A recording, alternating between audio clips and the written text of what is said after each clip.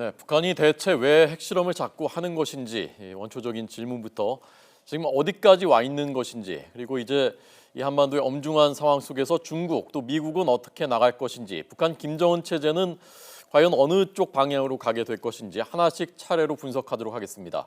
세 분 초대했습니다. 군 장성 출신인 장광일 교수, 청와대 외교안보수석실 선임행정관 지낸 이인배 박사, 그리고 원자력 핵과학자입니다. 이병영 박사 나와 있습니다. 안녕하십니까? 네, 안녕하십니까? 자, 우선 제일 궁금한 것이 북한이 지금 핵탄두 폭발이 성공했다라고 하고 핵 미사일에 쏘아 보낼 수 있을 만큼 이제 성공했다라고 했는데, 북한의 핵무기의 수준이 어디까지 와 있는 것인지, 얼마큼 와 있는 것인지 이것부터 좀 평가를 해주시죠.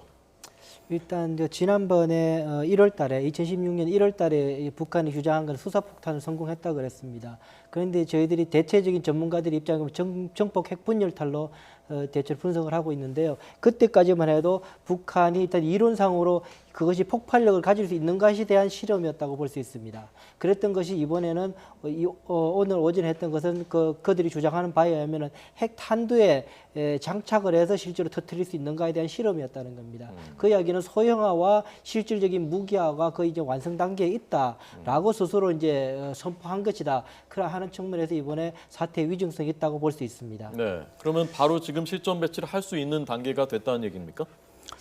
일단 북한이 조금 전에 이제 이춘희 아나운서가 발표한 그런 내용으로 봐서는 뭐 진위 여부를 떠나서 그런 가능성은 상당히 지금 높아졌다라고 일단은 말씀드릴 수가 있고, 오늘 발표를 그러니까 지금 9월이니까 6개월 전으로 되돌아가면서 3월 15일 날이죠. 그때 이제 김정은이가 우리 TV에도 많이 나왔습니다만은 그 이제 핵무기 모형, 그 은빛하고 이렇게 까만 둥그런 그 핵무기 탄두의 모형을 갖다 놓고 그때 이제 보도가 됐던 것이 빠른 시일 안에 핵탄두 폭발 시험을 하고 핵탄두 장착이 가능한 탄도로켓 시험 발사를 강행하라라는 지시를 했다고 조선중앙통신, 뭐 노동신문에서 대대적으로 보도를 했거든요. 그런 그 김정은의 지시 이후에 이제 핵 실험에 관한 이런 저런 이제 그 보도가 계속 이었습니다만은 유엔의 그 고강도 제재 2270호가 발동된 이후에 사실상은 현재는 조금 어렵지 않겠느냐 하는 저 자신도 그렇게 사실을 생각했습니다. 그럼에도 불구하고 김정은의 지시를 최우선으로 생각하는 북한 체제의 특성상 이번에 이것을 결행을 했고, 결행한 배경은 제가 볼 때 이 뭐 이런 제재와 압박 속에서도 우리 갈 길을 가겠다. 자위력 핵무장력을 계속 강화하겠다라고 하는 거. 또 과학자들 입장에서 볼 때는 지난번 그 4차 핵실험을 하면서 사실은 뭐 정폭 핵 분열탄 또는 수소탄 얘기가 나왔지만은 그 일반적으로 얘기하는 그 규모의 폭발력에 대해서는 상당히 낮았거든요. 그래서 그런 것을 보완하는 차원에서 핵 이런 시험에 대한 그런 어떤 그 과학자들의 계속적인 어떤 진화에 대한 이런 욕망과 기대는 있었을 것이라는 차원에서 볼 때 언젠가는 하겠지만은 이렇게 빨리 오리라는 생각을 못했는데, 하여간 이번 핵실험과 방금 발표한 걸로 봐서는 김정은이의 지시를 이행하는 차원에서 일단 북한은 이것을 뭐 중국 뭐 이런 국제사회의 또는 우리의 어떤 그 압박에도 관계없이 결행을 하였다. 일단 그렇게 말씀을 드릴 수가 있습니다. 제가 이렇게 이해한 게 맞는 겁니까? 1차부터 4차까지 핵실험은 그러니까 핵 물질을 폭발시키는, 그러니까 원료 같은 걸 폭발시키는 실험을 했다면 이제는 완전히 제품을 만들어서 그 제품을 폭탄을 폭발시키는 거 실험이었다. 그렇게 보는 게 맞는 겁니까? 예, 뭐 그렇게 보실 수 있는데 큰 차이가 없어요. 그러니까 기본적으로 원자폭탄은 만들기가 쉬운 물건입니다. 그는 기술적으로 하나도 어려운 그런 그 물건이 아닌데, 북한이 핵무기를 만들기 시작한 것은 사실상 1990년도 초로 봐야 됩니다. 1993년도에 그 NPT 탈퇴할 때는 이미 다 준비해놓고 했는데, 지금 24년 동안 그 완전히 폐쇄된 사회에서 그 독재자가 갖고 싶어하는 만들기 쉬운 물건을 아직까지 못 만들었다. 이것은 말이 안 되는 얘기고요. 네, 북한이 계속 얘기했던 게 소형화, 경량화, 이렇게 작게 만들고 가볍게 만드는 거 그걸 얘기했었던 거죠. 그렇죠. 그건 근데 미사일에 실어서 쏠라니까 이제 소형화가 필요했던 건데, 근데 제가 생각할 때는 물론 소형화는 아직 안 됐을 수도 있어요. 그러니까 소형화라는 것은 미사일에 실어서 날릴 만큼 소형화가 안 됐을 수는 있는데, 네. 우리 대한민국 입장에서는 큰 의미가 없다고 봅니다. 왜 그러냐면 네. 그거는 미사일에 실어서 쏘는 건데, 그것은 미국이나 뭐 일본 그런 나라를 대상으로 했을 때 얘기지, 우리를 대상으로 할 때는 구태여 그렇게까지 미사일에다가 꼭 실어서 그렇게 쏴야 될 필요도 없는 것이고, 다른 방법으로 다른 투과할 수 방법도 있다는 얼마든지 할 수 있다 이거죠. 그래서 지금 북한이 어느 정도 기술 발전을 이루었는가에 대해서 우리가 너무 많이 관심을 갖고 그거 파악하는데 이렇게 몰두할 게 아니라 네, 네. 이미 가지고 있다고 봐야 되는 것이고, 가지고 있고, 그럼 우리가 어떻게 해야 되느냐, 네. 그런 방안을 강구하는데 최선을 다해야 되지 않느냐, 저는 그렇게 예, 생각합니다. 어떻게 해야 됩니까? 그럼 이 미사일 아니라 다른 걸로도 얼마든지 우리한테 뭐 호로도 쏠 수 있는 거고 그렇다는 말씀이지 않습니까? 그럼 어떻게 대응을 해야 됩니까, 우리가? 근데 이제 뭐 좋은 말씀하셨지만은 사실은 상황은 상당히 엄중해졌습니다. 예. 왜냐하면 지금 이제 북한 발표대로라면은 각종 북한이 갖고 있는 미사일에 탑재할 수 있는 능력을 갖췄다. 이 얘기는 이제 우리는 아직까지 뭐 공식적으로는 소형화, 경량화가 달성은 되지 않고 상당히 근접해 있다라고 보는데, 예. 북한 얘기는 지금 이미 이제 달성을 해서 그거를 이번에 시험을 했다라고 지금 평가할 수 있는 그런 대목인데, 그런 차원에서 본다면 상당히 위험하죠. 특히 이제 불과 4일 전까지 9월 5일 날이죠. 그때 이제 노동 미사일 또는 스커드 2R로 추정되는 미사일을 발사하지 않았습니까? 그러니까 금년 들어서 한 15번 정도의 단 중거리 미사일을 발사했는데, 스커드, 그다음에 노동 미사일, 무수단, 각종 미사일을 전부 다 뭐 실패는 몇 번씩 했습니다만은 결국은 전부 성공을 하고 마지막으로 SLBM까지도 성공을 시켰거든요.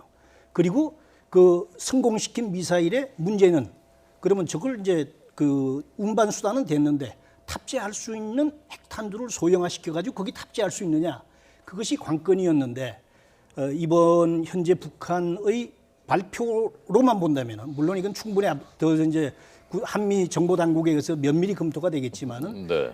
이미 북한으로 봐서는 이제 기폭 장치와 아울러 핵탄두도 거의 소형화시켰다라는 예. 그 정도의 평가를 우리가 조금 해야 될 것 같습니다. 예, 그러니까 세 분 말씀을 종합을 하면 이미 미사일에 실어서 쏘아 보낼 수 있는 수준까지 거의 완성이 된 것 같다. 그러니까 시점 배치가 이제 완전히 임박했다라는 말씀이시고, 박사님 말씀은 그 이전에 이미 우리한테는 실질적인 위협, 이미 무기화가 된 상태다라는 그렇습니다. 말씀입니다. 그렇습니다. 자, 그러면 이제 이런 상황에서 과거와는 또 다른 차원으로 발전된 이 북한의 핵 위협 속에서 주변 국가들 그리고 우리 정부는 어떻게 대응을 할 것인가. 먼저 궁금한 것은 중국입니다. 중국이 지금까지 그 사드 문제가 나오면서 다소 애매한 입장이었는데 이제는 어떻게 대응을 할 것인지, 자, 먼저 베이징부터 연결을 하고 그리고 자세한 심층 분석을 듣도록 하겠습니다. 박희천 특파원 나오십시오. 네, 베이징입니다. 네, 반응이 나왔습니까? 네, 아직 중국 정부의 공식 반응은 나오지 않고 있습니다. 아마도 한국 시각으로 오후 4시에 있는 외교부 정례 브리핑을 통해 입장을 밝힐 것으로 보입니다. 그동안 북한을 향해 여러 차례 추가 핵실험에 대한 경고를 보낸 만큼 강력한 반발이 예상됩니다. 특히 미국과 한국이 북한의 핵 미사일 위협을 명분으로 한국의 사드 배치를 결정한 것에 강력 반발하고 있는 상황에서 북한이 핵실험을 단행했기 때문에 중국의 당혹감은 더 클 것으로 보입니다. 중국 정부는 지난 1월 북한이 4차 핵실험을 했을 때 강력한 반대를 표명한 바 있습니다. 당시 중국은 북한 측으로부터 핵실험 관련 사전 통보를 받지 못했다며 강한 불쾌감을 표시하기도 했습니다. 앞서 중국 지진센터는 중국 현지 시각으로 오늘 오전 8시 30분 북한에서 규모 5.0의 지진이 발생했다고 발표했습니다. 진원의 깊이가 0km인 만큼 폭발로 인한 인공 지진으로 의심된다고 밝혔습니다. 북한이 지난 1월 6일 4차 핵실험을 했을 때도 규모 5.0의 인공 지진이 발생했습니다. 이에 따라 중국 환경보호부 국가핵안전국은 곧바로 2급 대응 태세에 돌입해 동북 변경 지역에서 방사능 검측을 진행하고 있습니다. 중국 언론들도 북한의 핵실험 가능성을 속보로 전하고 있습니다. CCTV는 북한에서 인공 지진이 발생해 북한과 가까운 지린성 옌비엔 지역에서 진동이 느껴졌다며 핵실험 가능성이 높다고 보도했습니다. 옌지 시내에서는 진동에 놀란 학생들이 교실에서 모두 나와 운동장으로 대피하기도 했습니다. 지금까지 베이징에서 YTN 박희천입니다. 네, 중국이 지난번 4차 핵실험 이후에 이제 중국 태도가 달라지는가 보다 했었는데 또 사드 얘기 나오면서 다시 후퇴했었단 말입니다. 어떻게 할 것 같습니까, 이번에는? 우선 보면요, 지난 김정은 정권 들어서면 지난번에 핵실험할 때 예전에 3차 실험 때까지 보면은 그 핵실험하기 전에 중국이나 러시아에게 미리 사전에 알려줍니다. 해서 뭐 그것도 전략적으로 사용하게 되는데요. 중국한테 좀 섭섭할 때는 러시아한테 먼저 알려주고 중국한테 알려주기도 했고요. 뭐 그런 식으로 했는데 지난 4차, 5차 이번 두 번 같은 경우에는 중국에 전혀 미리 알려주지를 않았다는 겁니다. 이 이야기는 무슨 말이냐면은 김정은은 중국의 반대든 입장을 개의치 않고 일단 핵 능력을 발전시키겠다는 의지를 강하게 보였던 거라고 볼 수 있고요. 여기에 대해서 중국이 대단히 좀 당혹스러운 입장이 될 수밖에 없습니다. 그러나 이렇게 만든 또 책임 또한 중국에 없다고 할 수 없습니다. 왜냐하면 사드 사태도 있었고 계속 중국으로 북한이 판단하고 있는 중국의 대한반도 전략의 핵심은 뭐냐면은 중국이 아무리 북한이 잘못해도 망하는 데까지 압박을 하지 않을 것이라는 신뢰, 엉뚱한 신뢰를 가지고 있습니다. 김정은은 그것을 믿고 지금 이런 행동을 하고 있다라고 보기 때문에 지금부터는 중국도 나름대로 전략적인 판단을 달리할 수밖에 없는 그런 상황이라고 저는 생각을 합니다. 예. 그 2003년도 이후에 그 육자회담이 이제 그 북한 핵을 대응하기 위해서 만들어졌고 그 육자회담의 의장국이 중국 아닙니까? 그 중국이 육자회담의 의장국으로서 지금까지 왔는데도 불구하고 4차, 5차 핵실험까지도 왔고 상황이 이 지경에 이르는 데 대해서는 제가 볼 때 물론 국제사회가 공동 책임도 있지만은 중국의 책임도 상당 부분 이거는 스스로 책임을 져야 된다라는 그런 중국 책임론을 좀 제기하고 싶고 또 그런 상황과 함께 이제 최근에는 이제 사드 문제로 인해서 사실은 미국과 우리나라에 대해서 상당히 불편한 그런 이제 이 여러 가지 했고 또 정상회담도 이번에 뭐 조금 그 이렇게 어느 정도 접점을 찾아가는데 했습니다만 여기에 사드에 관해서는 그 기존 입장을 갖다가 후퇴하지 않았는데 북한의 이번 핵실험으로 인해서 하여간 중국으로 봐서는 상당히 외교적으로 당혹스러울 수밖에 없고 특히 유엔이 이제 결의안과 유엔 안보리가 곧 아마 제가 볼 때 소집될 거로 보는데 오늘 아마 이미 그 소집이 요구를 했기 때문에 조만간 소집이 되면은 지금 그 2270호를 보완할 수 있는 더욱 강력한 거 이를테면 이제 여태까지 우리가 그 무슨 양자 제재, 그러니까 세컨다리 보이콧의 문제는 미국은 시행하고 있지만은 유엔 결의안에서 국제사회가 공동으로 적용하지는 않았거든요.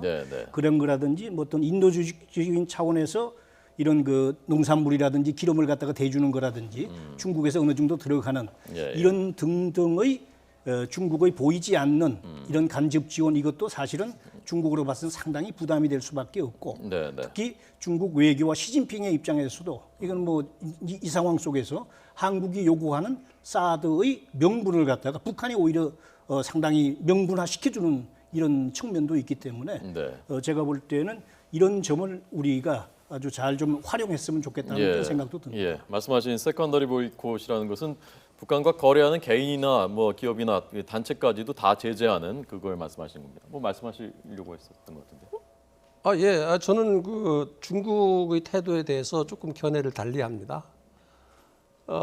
기본적으로 북한 핵 문제에 대해서 우리가 얘기만 나오면 중국 얘기를 해서 어떻게 좀 해봐라 그런 건데 중국은 도움이 안 됩니다. 제가 좀 질문 하나 드리고 싶어요. 북한의 핵이 중국한테 위협이 될 것 같습니까? 안 될 것 같습니까? 중국도 위협을 느끼지 않겠습니까? 북한이 중국에 대고 핵무기를 쏜다고요? 그 위협 지금 인도도 핵무기를 가지고 있고 뭐 파키스탄도 가지고 있고 지금 중국과 껄끄러운 사이에 있는 나라가 핵무기 갖고 있는 나라 많아요. 북한 핵이 중국한테 위협이 안 돼요. 그다음에 그건 너무 단언하실 문제는 아닌 것 같고요. 제 생각에 제 생각에 박사님 거기에 대해서는 제가 잠깐 보충 말씀을 잠깐만 제가 이거 말씀드리고 그다음에 제가 생각할 때는 오히려 북한 핵이 중국한테 굉장히 재미있는 물건일 수 있어요. 어떤 면에서 그렇습니까? 북한이라는 조그만 나라가 핵무기를 만들어 가지고 미국을 위협한다 이거죠. 세계에서 미국을 위협하는 나라가 없어요.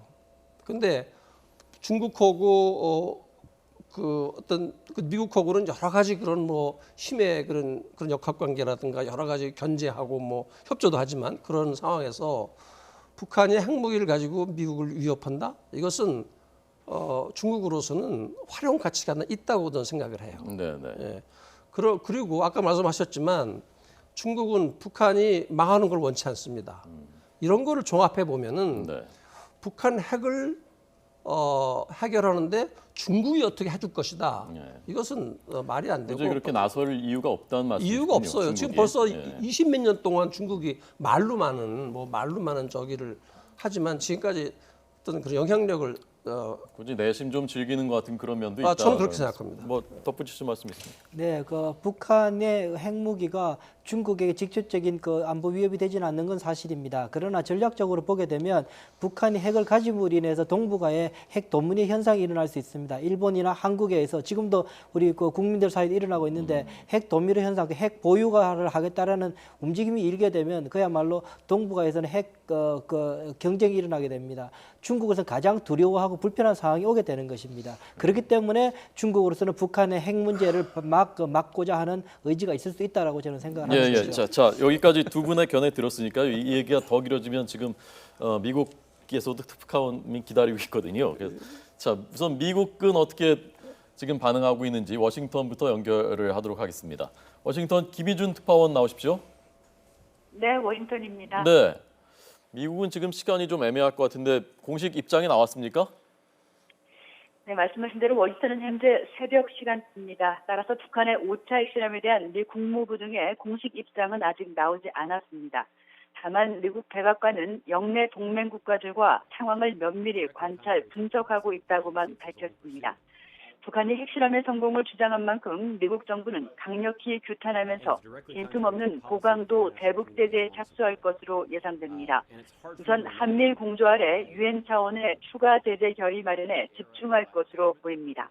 한미일 제 나라가 안전보장이사회 소집을 요구한 데 따라 유엔은 미국 시간 9일 오후, 한국 시간으로 10일 새벽에 회의를 열 예정입니다. 이번 회의에서는 지난 1월 북한의 4차 핵실험 이후 채택한 강력하고 포괄적인 대북 제재 결의 2270호에 이어 더욱 촘촘한 제재와 이행 방안에 초점을 두게 됩니다. 안보리 결의 2270호는 북한산 석탄 거래를 금지하면서 인생 목적은 예배로 뒀는데 이 같은 제재의 구멍을 없애는데 국제사회의 노력을 견인할 것으로 보입니다. 특히 효과적인 대북 제재에는 중국의 역할이 절대적인 만큼 사드의 한반도 배치 문제로 날을 세워온 중국의 협조를 구하며 대북 석유 수출의 금지 등을 재차 압박할 가능성도 큽니다. 이와 함께 북한과 거래하는 중국을 포함한 제3국의 은행에 대해서도 거래를 중단할 수 있는 이른바 세컨더리 보이콧의 본격적인 실행 여부도 주목됩니다. 미국 정부는 지난 2월 오바마 대통령이 서명한 대북 제재 이행법에 따라 독자적인 대북 제재를 강화하면서 인권과 돈줄 차단 등 전방위 대북 제재에 박차를 가해왔습니다. 그 일환으로 김정은 노동당 제1비서를 포함해 개인과 기관 23곳에 대해 북한의 인권 유린의 책임을 지목한 데 이어서 북한 정치범 수용소 실태 문제 등으로도 압박을 가해갈 예정입니다. 지금까지 워싱턴에서 YTN 김희준입니다. 네, 워싱턴 시각이 지금 새벽 1시 32분. 그러니까 미국 정부의 시각 공식적인 반응이 나올 수가 없는 시각이고요. 다만 지금 저희가 조금 전에 그 말씀드린 세컨더리 보이콧이라든가 중국에 대한 좀 더 압박이라든가 이런 문제들 아마 검토되고 있을 것 같습니다. 자, 이번엔 도쿄입니다. 최근에 북한 미사일들이 일본의 배타적 경제 수요까지 갔었고 일본 쪽을 계속 겨냥했었기 때문에 일본 입장에서는 우리 못지않게 굉장히 위협을 느끼고 있을 것 같은 상황입니다. 최명신 특파원 나오십시오. 네, 도쿄입니다. 네, 일본 어떻게 움직이고 있습니까? 네, 일본 정부는 아베 총리 주재로 오늘 오전 11시 국가안전보장회의를 소집했습니다. 아베 총리는 관계부처에 긴장감 속에 정보 수집과 분석에 주력해 국민에게 정확한 정보를 제공하라고 지시했습니다. 또 한미 양국을 비롯해 중국, 러시아 등 관계국과 긴밀히 연계해 나가라고 주문했습니다. 아베 총리는 회의를 마친 후 별도의 성명을 통해 북한에 대해 엄중히 항의하고 가장 강한 말로 비난한다고 밝혔습니다. 일본 정부 대변인 스가 요시대 관방장관은 대북 독자 제재를 추가하는 방안을 검토하기로 했다고 밝혔습니다. 또 유엔 안보리에서 대북 추가 제재 방안 등을 포함한 대응 방안을 논의하도록 외교적 노력에 나설 방침이라고 강조했습니다. 일본 정부는 중국 베이징 대사관을 통해 이번 핵실험에 대해 북한에 엄중히 항의했습니다. 일본 방위성은 핵실험에 따른 방사성 물질이 일본 열도로 날아올 가능성에 대비해 자위대 관측기 2대를 투입해 대기 중에 방사능 수치를 조사하고 있습니다. 도쿄도도 수돗물에 포함된 방사성 물질의 변화가 없는지 면밀하게 살펴보고 있습니다. 일본 기상청은 이번 핵실험으로 리터 규모 5.3의 인공지진이 발생했다고 밝혔습니다. 우리 기상청의 5.0사와는 다소 차이가 있습니다. 진원의 깊이는 0km로 추정했습니다. 일본 언론은 서울과 베이징 두판을 수시로 연결하는 등 핵실험을 속보로 전하고 있습니다. 지금까지 도쿄에서 YTN 최명신입니다. 네. 미국이 최근에 어제는 그 USB라든가 스마트폰 같은 것을 대량 살포해서 북한에 정보를 유입시키는 주민들한테 그런 방안 보고서가 발표가 됐고, 그리고 북한 근로자들, 해외 근로자들 또 인권 문제에서 김정은 정권 압박하는 쪽으로 계속 가는 그런 모습이었지 않습니까? 이제 5차 핵실험이 단행된 이후에 미국은 과연 어떤 전략을 쓸 것인가, 김정은 정권에 대해서 어떤 태도를 보일 것인가에 대해서 어떻게 전망하십니까? 우선은 이랬을 겁니다. 북한 미국으로서는 지금 미국이 지금 차근차근 입법을 하고 있는 것들을 보게 되면 대단히 전략적으로 좀 작아두고 있다는 생각이 드는 것이, 첫 번째로 가고 있는 미국의 대북 제재 법안을 내서 이제 경제적으로 옥죄는 작업을 했습니다. 두 번째로 이제 북한 인권법을 통해 가서 북한 인권 문제를 거론하면서 노동자들을 차단하기 시작했습니다. 세 번째로 하고 있는 것이 북한 정보 유입에 관한 강화를 하고 있습니다. 왜 그렇게 하느냐 하면은 북한에 대해서 경제 제재를 하게 되면 북한이 분명히 경제적으로 어려워지게 됩니다. 그렇게 되면 북한 내부에서는 어떤 일이 발생하느냐 하면은 우리가 어려운 이유가 이래 핵 같은데, 핵 개발 같은데 쓸데없는 데 돈을 써서 그런 것이 아니라 미 제국주의 압박에 의해서 우리는 잘 살 수 있음에도 불구하고 못 살고 있는 거다라고 호도해서 체제를 유지할 수 있는 오히려 체제 변명거리가 생기게 됩니다. 그런 변명거리를 주지 않으려고 그러면 진실을 북한 내부에 강력하게 넣어야 되는 상황입니다. 북한의 진실을 넣는 작업이 바로 정보 유입을 강화시키는 것이죠. 그래서 USB를 넣거나 CD를 넣거나 스마트폰을 넣거나 하는 작업이라서요. 그렇게 해서 북한에 대해서 차근차근 압박을 강화하는 것인데요. 그렇게 함으로 인해 가지고 핵무기 자체는, 사실 핵무기는 아까 이렇게 김 박사님도 말씀하신 이스라엘의 핵무기는 미국에 위협이 되지 않습니다. 북한 핵무기는 미국이 위협이 될 수도 있습니다. 왜냐하면 그 차이는 뭐냐면 누가 핵을 가지고 있는가의 차이입니다. 장성한 어른이 과도를 들고 있을 때는 괜찮지만 강도가 들고 있으면 칼은 흉기가 됩니다. 같은 것입니다. 다시 말해서 미국의 고민은 과연 김정은의 손에서 핵을 뺏는 것이 지금은 가장 유효한 대북 정책이라고 판단해서 했을 가능성이 있어서 정보 유입이나 인권법 같은 것을 좀 추진하고 있다라고 저는 생각이 그러니까 듭니다. 체제를 흔드는 쪽으로 나가게 될 것이다라고 보시는. 네, 지금 이 박사 말씀하신 것이 뭐 전적으로 아주 강론적으로 다 동의를 하고, 이제 한 말씀 첨언하고 싶은 것은 아마 미국의 입장에서는 우선 미국 단독의 어떤 제재보다는 안보리 결의를 통해서 국제사회와 함께 일단 압박을 추진하는 그런 방향으로 나갈 겁니다. 지난번 2월달, 3월달 2270호의 제재를 했을 때도 역시 유엔 안보리에서 그런 제재 결의를 갖다가 할 수 있게끔 분위기를 만들어서 국제사회와 함께 동참할 수 있는 그런 분위기를 만들고, 만약 그것이 이제 중국 또는 러시아의 일부 반대에 부딪힐 경우에는 소위 미국의 상하원 또는 미국 행정부의 결의안을 통해서 직접 압박을 통하는 그런 압박하든, 조금 전에 말씀드렸던데도 뭐 노동자 문제, 그다음에 세컨더리 보이콧 문제, 제가 볼 때는 북한이 지금 최근에 하고 있는 짓을 봐서는 2009년인가 8년 이후에 지금 중지되었던 테러 지원법 같은 것도 이번 기회를 통해서 다시 이게 압박을 옥조일 수 있는 그런 카드가 있기 때문에 일단은 유엔 안보리에서 이런 포괄적인 것을 논의를 해서 국제사회의 분위기를 갖다가 리드해 나가고, 그것이 만약에 조금이라도 제약이 걸릴 경우에는 미국 단독 또는 우리 정부와 함께 일본, 한국, 미국의 어떤 고강도 제재를 예. 하는 그런 방향으로 추진하지 않겠는가 이렇게 보입니다. 예. 이 박사님께서는 뭐 핵과학자십니다만은 핵과학이라는 게 우리 상황에서는 동북아 정세랑 밀접하기 때문에 이 문제도 계속 관심을 가지고 보신 것 같은데 아까 중국 문제에 대해서 새로운 시각으로 보셨고요. 이 미국에 대해서는 어떤 시각을 보십니까? 예. 뭐 미국에 대한 시각도 좀 비슷합니다. 무슨 말씀이냐면 북한이 계속 미국을 공격하기 위해서 핵무기를 개발한다고 얘기를 하지만 네. 그것은 정치적 외교적 수사일 뿐이고 북한의 핵무기가 미국한테도 위협이 안 됩니다. 거리도 너무 멀어서 그다음에 미국 기술이 대단히 발전돼 있어가지고 북한이 쏜 핵미사일이 미국에 도착하기 한참 전에 이미 요격을 해버립니다. 지금 아까도 중국도 그렇습니다. 만일에 북한 핵무기가 중국한테 위협이 됐다 그러면 20몇 년 동안 중국이 그냥 뒀겠어요? 그거는 정말 좀 너무 순진한 생각입니다. 아까 말씀드린 바대로 1990년도 초부터 북한이 핵무기를 개발했는데 북한이 저거 큰일 났다, 저게 위협이 되겠다고 생각하면은 모든 그 먹거리 뭐 어떤 생명줄을 쥐고 있는 중국이 그냥 뒀겠느냐? 저는 다시 20몇 년이 지난 마당에 안보리 제재가 어떠니 뭐 세컨더리 보이콧이 어떠니 이런 얘기 자체가 대단히 진부하게 생각됩니다. 의미 없어요. 네. 그냥 이게 학자들이 뭐 관심 있는 사람들이 그냥 분석해서 말을 할 뿐이지 그게 우리한테 엄청난 위협이 와 있는 그것을 해결하는데 무슨 미국의 무슨 안보리 제재니 무슨 뭐 이게 더 이상 물론 도움이 되겠죠. 도움이 되겠지만 그것만 가지고 해결이 안 된다는 것은 수십 년의 경험을 통해서 증명된 겁니다. 네, 네, 알겠습니다. 우리가 중국과 미국한테 도움을 받아서 이걸 해결하려고 하는 것 자체가 잘못됐다고 저는 생각합니다. 그러니까 미국과 미국을 겨냥한다고 하지만 그것은 이제 수사, 이게 위협용인 것이고 실질적인 위협은 우리한테 있는 것이다라는 그런 취지이신 것 같습니다.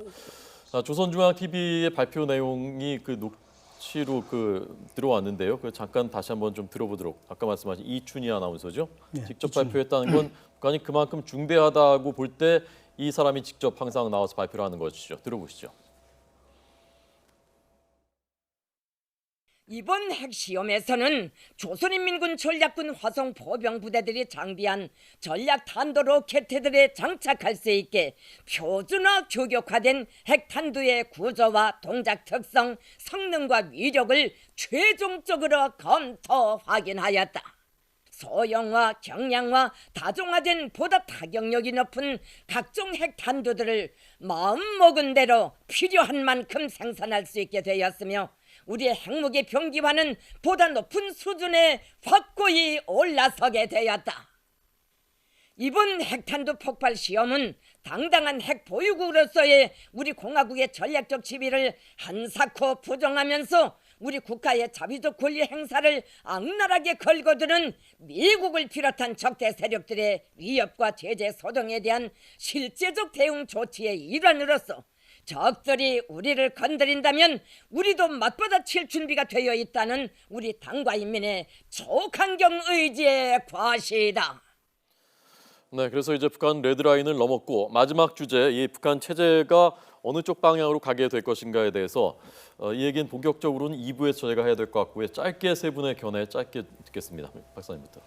최근의 사태를 보면 지금 시장에서 가격이 올라가고 있다 그럽니다. 그 정도로 지금 이제 북한에서 제재의 효과들이 좀 나타나고 있는 상황입니다. 그런 상황 속에서 노력 동원을 통해 가지고 장마당에서 그나마 음식을 벌어먹고 살던 사람들이 지금 대단히 좀 불만이 늘어나고 있습니다. 엘리트들이 이탈하고 있습니다. 그런 조급함에서 지금 핵실험까지 추진하고 있는 걸로 봐서 지금 중하층부의 이반과 엘리트의 지금 그 반발 이것이 지금 동시에 진행되고 있는 상황이다 저는 보고 있습니다. 네. 단기적으로 보면은 이 핵실험을 하고 이제 저렇게 핵실험 성공을 했다는 것은 김정은의 치적으로 과시하고 체제 결속에 나름대로 활용을 하겠지만은 조금 중장기적으로 보면 역시 말씀하신 대로 국제사회의 압박 이런 등을 통해서 북한 주민한테 직접적인 영향을 갈 수밖에 없고 이것은 중장기적으로 북한이 핵을 가지고 망하는 길로 가는 길이다 저는 그렇게 봅니다. 예, 짧게 부탁드립니다. 예. 북한이라는 나라는 200만 명이 굶어 죽어도 정권이 유지되는 나라입니다. 우리의 상식과 그런 생각으로는 설명이 안 되는데 참 예측하기 어려운 얘기지만 기본적으로 주먹으로 해를 가리는 일이 얼마나 오래 지속될까 그런 면에서 곧 효과가 있을 거다 그렇게 생각됩니다. 네, 알겠습니다. YTN 뉴스 특보 보내드리고 있습니다. 3시에 계속해서 전해드리도록 하겠습니다. 세 분 잘 들었습니다. 감사합니다.